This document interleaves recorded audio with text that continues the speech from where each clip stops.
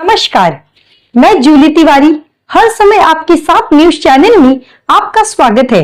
तो चलिए नजर डालते हैं आज के कुछ मुख्य समाचारों पर।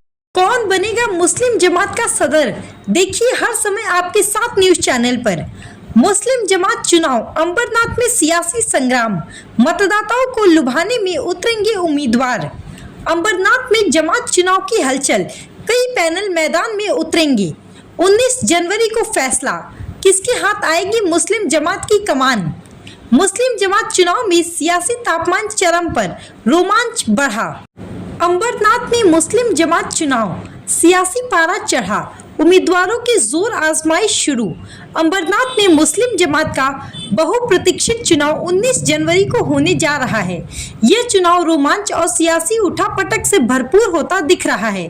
पिछले 2 वर्षों से यह चुनाव लगातार किसी न किसी विवाद या महाराष्ट्र वक्फ बोर्ड की गलत नीतियों के चलते टलता जा रहा था, लेकिन अब जब चुनाव की तारीख तय हो चुकी है तो उम्मीदवार मतदाताओं को अपने पक्ष में करने के लिए हर संभव प्रयास में जुट गए हैं। मुस्लिम जमात के इस चुनाव को लेकर अंबरनाथ के मुसलमानों में भारी उत्साह है।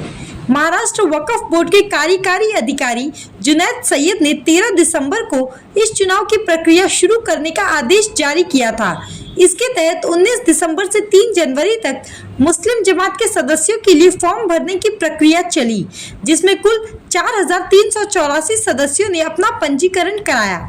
4 जनवरी को वक्फ बोर्ड ने पंजीकृत सदस्यों की पहली सूची जारी की। इस सूची पर आपत्ति दर्ज कराने का मौका 5 और 6 जनवरी तक दिया गया है। 7 जनवरी को सभी आपत्तियों पर फैसला लिया जाएगा।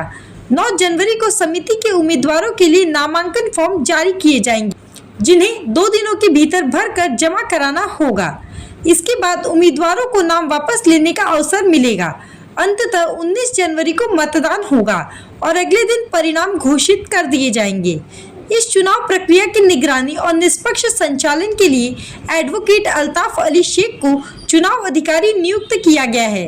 मतदाताओं को लुभाने के लिए उम्मीदवार विभिन्न तरीकों से सक्रिय है, जिससे चुनावी माहौल गर्म हो गया है।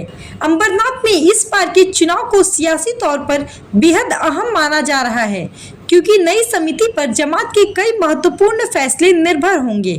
तो आज के लिए बस इतना ही। कल फिर मिलेंगे इसी समय इसी चैनल पर। तब तक के लिए मुझे दीजिए इजाजत। धन्यवाद।